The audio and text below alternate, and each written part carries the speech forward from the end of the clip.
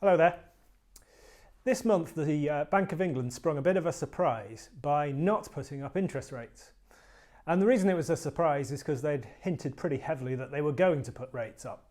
And inflation is over 3% at the moment. Bank of England's meant to keep it to roughly 2%. So all in all, generally investors were expecting the bank to put rates up, but they've decided for now to keep things on hold.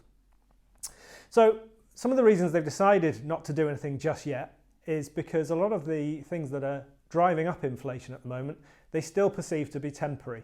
Things like the increase in energy prices, things like issues in supply chains and shipping that are driving up costs in the short term. But we'd expect those to, at some point, get back to normal. The other thing they hinted at, which is quite interesting, is that actually they think some people might actually find that they've got less disposable income next year than they've got this year.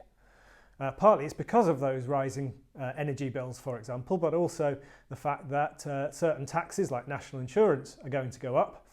And that they think will mean that demand for goods and services comes down, and that in itself should reduce some inflationary pressures. And then finally, they also said that just at the moment, we still don't know what's going to happen in terms of unemployment after the furlough scheme has only very recently ended. So they just felt we should just hang on a little while and not put up interest rates just yet. And I think we probably agree with most of their reasoning, even if it was a bit surprised that they didn't do it after hinting that they would.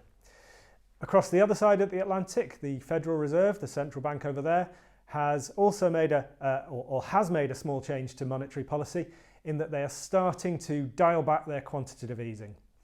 Again, that was probably slightly less of a move than people had expected, and so it's not really had much of an effect on markets. And in fact, stock markets have powered on.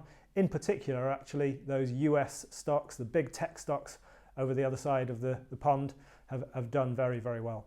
So, as we come up towards Christmas, hopefully that will continue for a little while to come.